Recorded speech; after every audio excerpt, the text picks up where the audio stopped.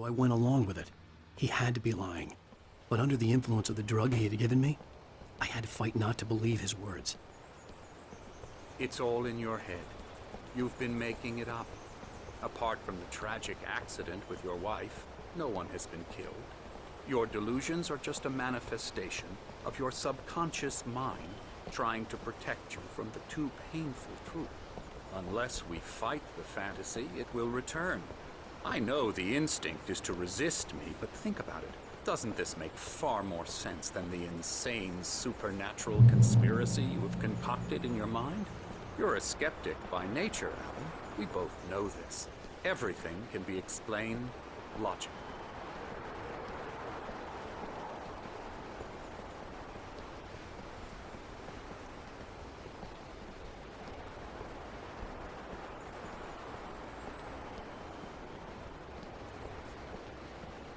I never get tired of this view.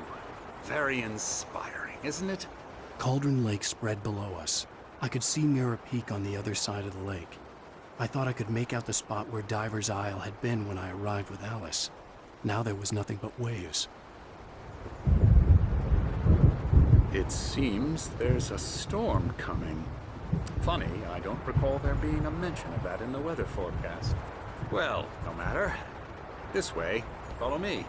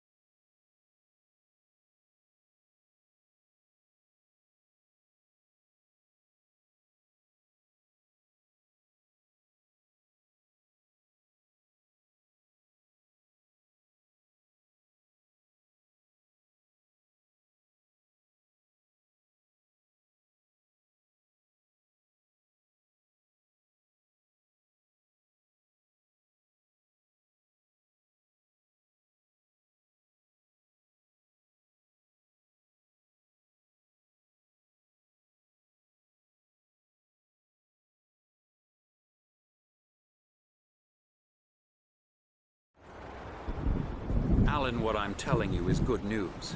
Right now, we're in control. Every time you have a relapse, it gets more and more difficult to resurface from the dark depths of your imagination. Not surprising, considering your profession.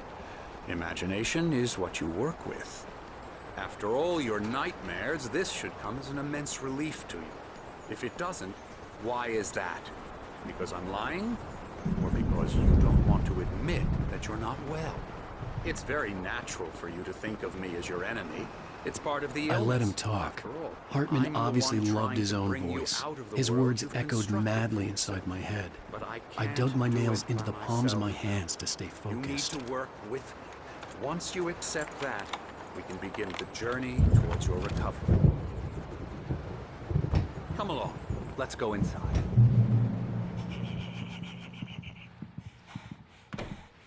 Here's the entrance to the office wing. That's for staff only. You were impressed by my trophies when you first arrived here. I do love to hunt. The great outdoors, man versus nature. It's wonderful stuff. Pretty damn wonderful, yeah.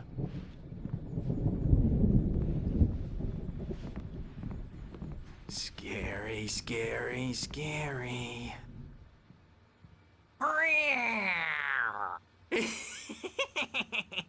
Emerson.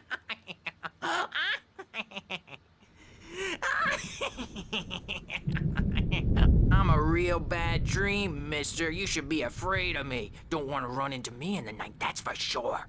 Please, Emerson. Mr. Wake is confused enough as it is. Yeah, you'd like me to go away so you won't be scared. But you can't just decide what kind of dream you have or when you have it. Emerson.